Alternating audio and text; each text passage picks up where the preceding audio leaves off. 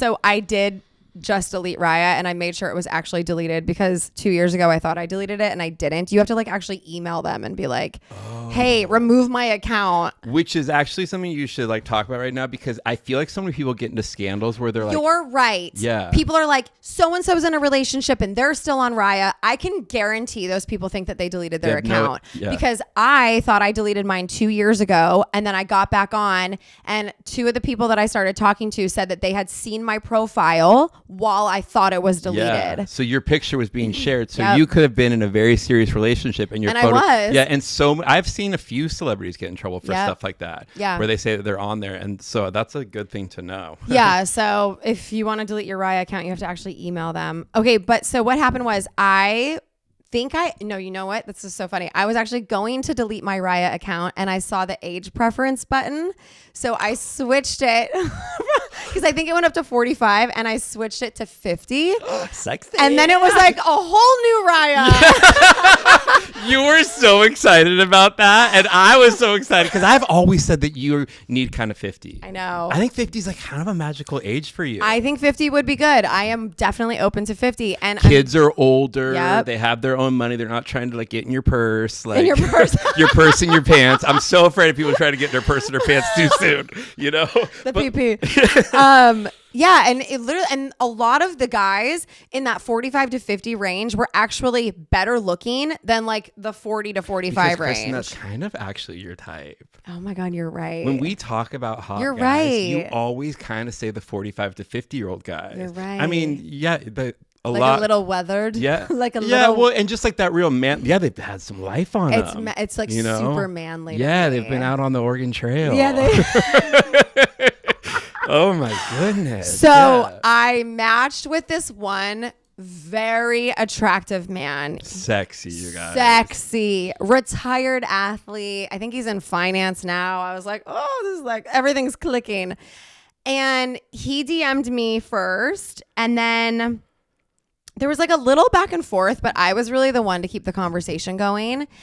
And then he never once asked me a question. Never once asked me one question. So I purposely didn't ask him a question. I just said how much we have in common. Cause like he was in the OC at one point. Like there were like a lot of overlaps kind of. You said that? I said we have a lot in common, but I purposely didn't ask a question because I had been asking a question like the two previous times to keep it going.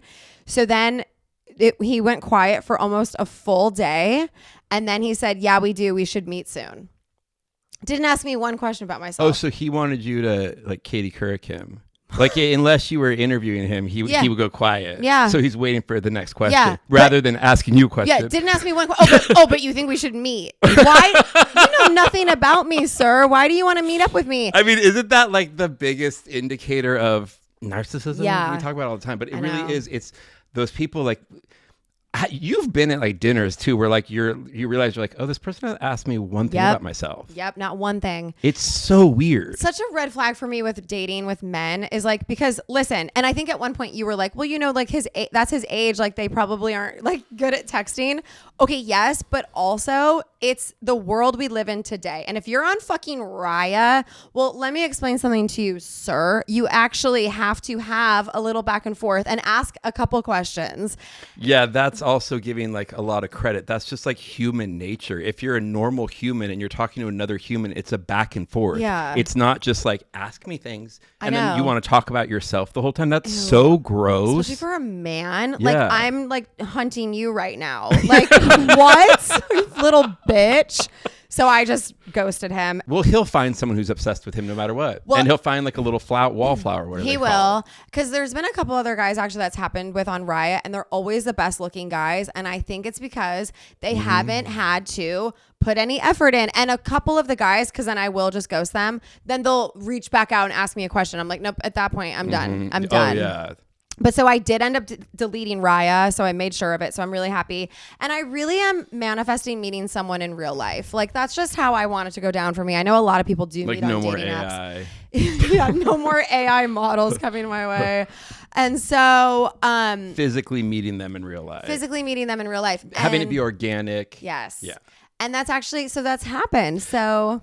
Yes. Can I say something interesting? It's so funny because that's how you started the whole online dating. You hated the idea of online dating. And I'm proud of you for trying it. You tried it. You had some good experiences. You learned things from it. Also, it's wonderful.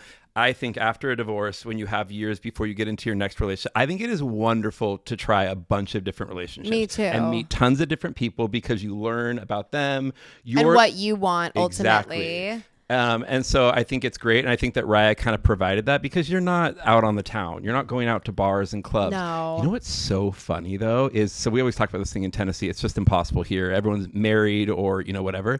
Every time you go to LA, you meet 5 guys. I know. Because it's like LA and New York. And I've always said this, we need to like do more of our New York trips and spend a little bit more time going to the bars. And I should sit in the corner and let you be single at the bar. But every time you go to California, Kristin, 5 guys are reaching you. You're so right. Yeah, it's just, it is a geographical thing too. Yeah, it is. It is. Because everyone's married here. Which is so funny when I tell people that it's like nearly impossible to date here because everyone's like, what do you mean? Like, aren't there cowboys everywhere? I'm like, no, it's not like that. Well, and if they're married, most cowboys don't get divorced. They hang on to their lady. That is true. They're married to the farm. You know what's so funny though is I really do think how you think and feel really makes a difference in your life because for a long time I was like, there's no one, I'm never going to meet. So no, I never really thought like I'm never going to meet someone, but I was like, there's no one in Tennessee. I like definitely thought that. And since I sort of switched it and been like, I'm going to meet someone in real life, like it could happen at the grocery store, could happen anywhere. I have seen so many hot guys, even in Tennessee, where now I'm like, wow, there's an abundance of great men out there. And I keep being reminded of that. And so deleted Raya, and I have met a couple guys in the wild. Wow. In your yard? In the yard. In this big yard. Well, there are a lot of workers right now. I probably should go outside more. So I was in LA, I don't know, a month and a half ago. And this is funny too. So the week before I came, I'm not in LA that much anymore, but my friend Nick, who I've known since I was 18, texted me and he said, hey, are you going to be in town September 6th or whatever it was? And I was like, actually, yeah, I am. Funny you ask. And he was like, I'm going to the Oasis concert with a bunch of people. You should come. And I was like, fuck it. Why not? Okay, so that night, so I go to the Oasis concert with a whole group of people. These are all people that I used to hang out with in my early 20s. So it was like very fun. Friends. Yes, like I brought one of my best friends, Shar, and it was like our friend Nick and Nico and just like all of these guys that we used to hang out with. And there was this one guy there who I thought was super cute, and we immediately like started flirting and hanging out, and it was like so fun, right? So fun. It's so fun. Wait, so you show up to the concert, you see the group that you're meeting? Okay, so we go to Nick's house first. Oh, I love this. It's like you're in a high school again, like a high school party. No, literally, and you don't get those experiences as an adult. I know, it's so fun. So Shar and I go to Nick's house. It's Nick, and then 2 of his friends, and one of the friends is this guy. And I was like, oh, this guy is so cute. And we're like flirting and we're talking and the whole thing. We're like linking arms, like walking into Oasis. We like all got this party bus and went to Oasis. So then what happened was there was some drama with the tickets and half of the group got split up. So I was with Shar, Nick, and one of his other friends, but not the guy that I liked. And the whole time I'm like, fuck, man, this sucks. Like I want to be with, I don't even know what to call him. What should I call him? Billy Bob Thornton. Billy Bob Thornton. Just call him Billy Bob.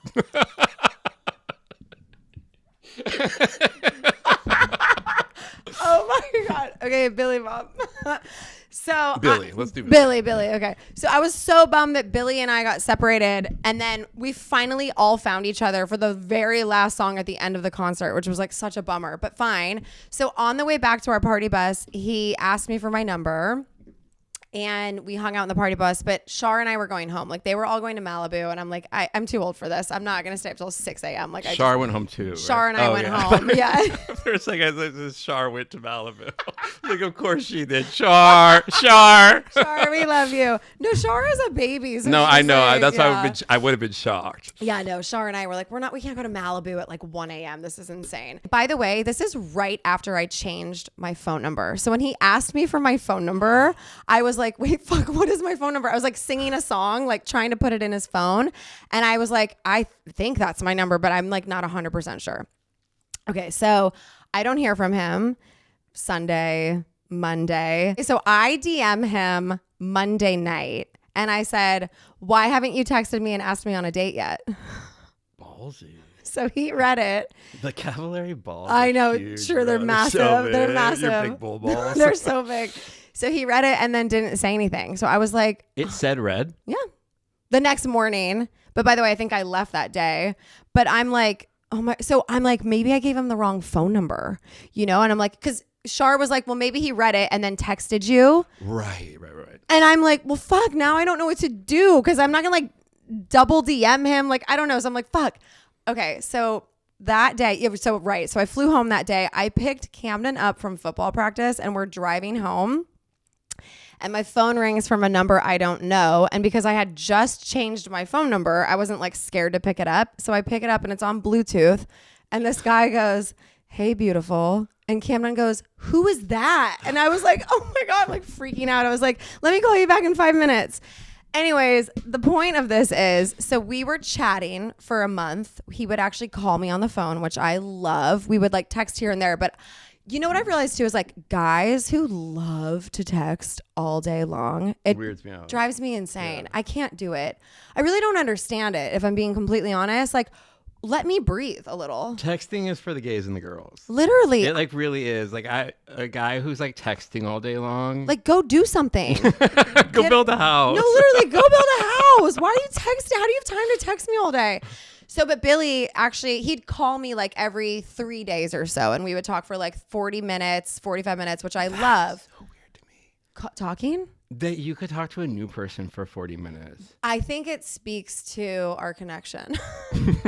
I also liked because we just went deep immediately. There wasn't like any bullshit or fluff. It was just like, boom, here we go. Well, then that makes sense to me that you could talk for 40 minutes. Because I always Yeah. think like those first, like if you're just meeting someone and you're talking on the phone for 40 minutes, so you're like, the weather is nice. Yeah. What made you move to Tennessee? Yeah, no. Like I can't do I any of can't that. do that. Yeah. I can't do small So if you're talk. saying that you guys got deep, then that totally makes No, sense and to me. so they were like good conversations, Yeah. and I like really It's enjoyed like a talking good to him. friend. Like you can just chat Right. forever. It would be like, right, like Yeah. you and me. So, okay, so I just was in LA this past week. So I got to LA and he took me to dinner and it was such a great date. Like easy, just flowed. It was never awkward, like just so fun. And then I ended up seeing him a few times while I was in LA and I like him.